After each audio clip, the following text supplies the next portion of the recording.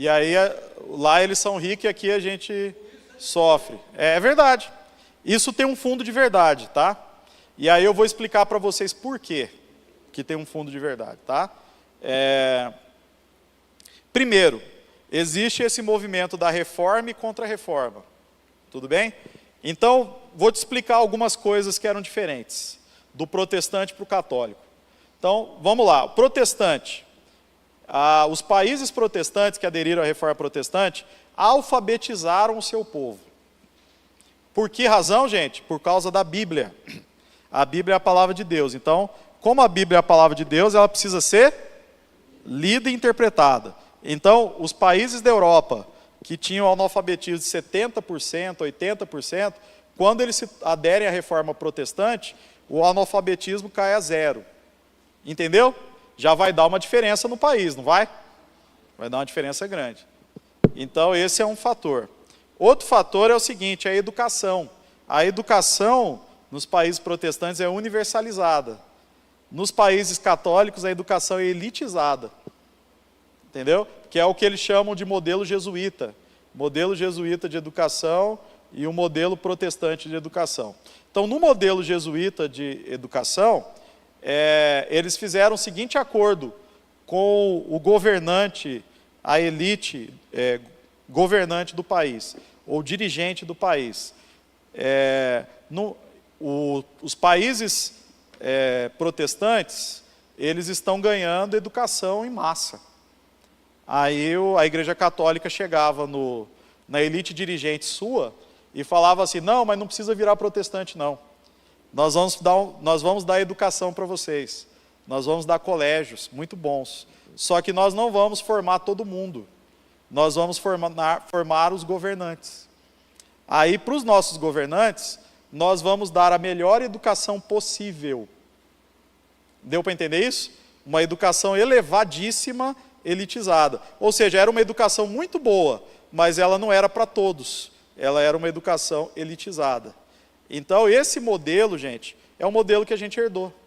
Então, é por isso que nós temos no Brasil os chamados paradoxos. Você tem uma elite lá que tem acesso a muita coisa e você tem uma massa que não tem muito acesso às coisas. Então, isso vem lá do projeto colonizador.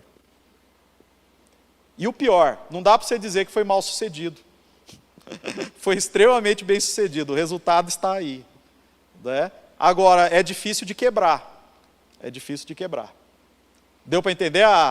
Então isso foi feito. Outra coisa, os países protestantes, eles têm igrejas simples, né? Paredes lisas, né, Silas? Mas as pessoas leem a Bíblia, aprendem a história bíblica, analisam o sermão.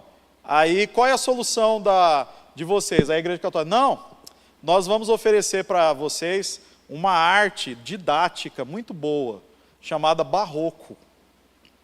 E essa arte, ela é bonita, ela é rebuscada, ela chama atenção.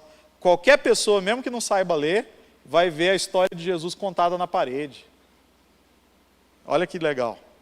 Está vendo só? Então eu estou falando assim, eu não estou falando que isso é feito de maldade, deu para entender isso? Mas vai criando modelos de mundo, modelos de ser diferentes. Vocês estão entendendo isso? Isso vai gerando uma cultura. E por fim, tem um historiador, Sérgio Buarque de Holanda, né? Parente do Aurélio e do Chico, né? Sérgio Buarque de Holanda, só que esse é o historiador da família. O Sérgio Buarque de Holanda é um dos maiores historiadores brasileiros.